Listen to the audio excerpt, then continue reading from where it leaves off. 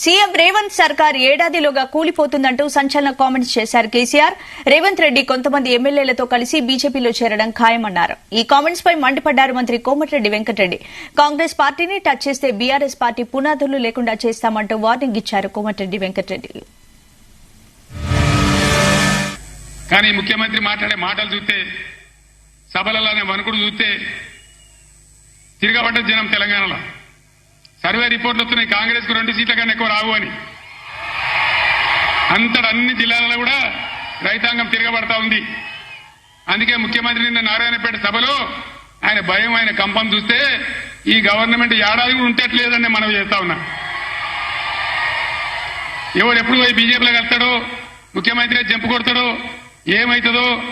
ముఖ్యమంత్రి ఈడో మాట మాట్లాడతాడు, ఢిల్లీకి పోయి బీజేపీ కోటేమని టీవీలో చెప్తాడు. అంటే ఏం జరుగుతుంది?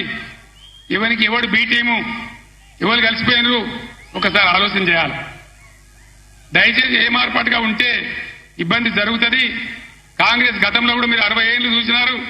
ఇంకా కూడా ముందరికి మోసపోతే దెబ్బతింటాం. ఇక బీజేపీ పార్టీ ఏమన్నా ఏకైనా పనిచేసిందా మన రాష్ట్రానికి?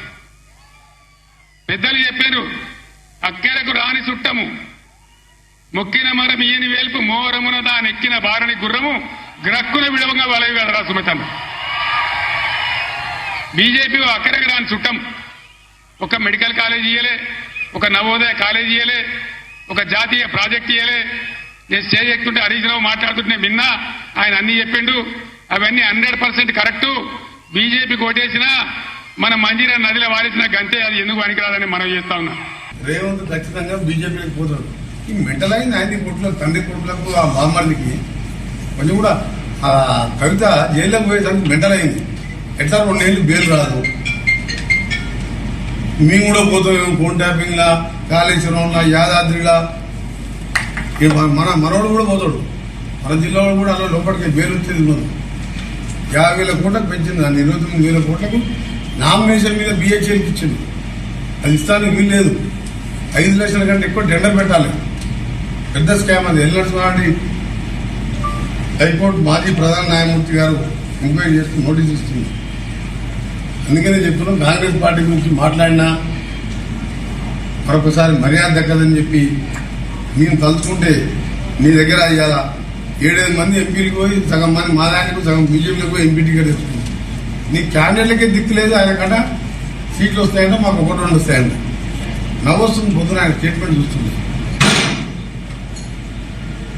ఇంకేనే మరొకసారి కేసీఆర్ గారికి చెప్తున్నాం, నీ బిడ్డను పేరు తెచ్చుకుని ఉపాయం చేసి ఈలో నువ్వు నీ కొడుకు చేరిపోతే మా ముఖ్యమంత్రి గారు చెప్పినట్టు డబుల్ బెడ్రూమ్ అమ్ముకున్నాం. ఒకటి చెల్లపల్లి జైల్లో వెళ్దామంటే అది సరిపోనట్టుంది. ఎందుకంటే ఈ రావులందరూ పోతట్టుంది.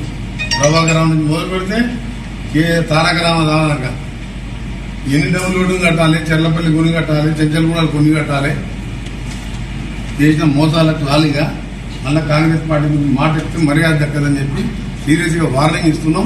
నువ్వు అనుకుంటున్నావు ఇట్లా కాంగ్రెస్ వాళ్ళు మర్యాదగా మాట్లాడుతున్నావు అనుకుంటున్నాను. నిన్న మొన్నదాకా బచ్చగాడు మాట్లాడితే ఏమో అనుకున్నావు. నిన్న నువ్వు ఎప్పుడైతే మాట్లాడినావో రేపటికెళ్ళి నిన్ను వెంటాడతాం, నువ్వు వేటాడతావు. నువ్వు కట్టెపట్టుకొని నువ్వే అన్నావు కదా మౌనం వెంటాడతామని. మా కట్టెపట్టుకునే వెళ్ళి మీ గట్టిగా ఉన్నావు.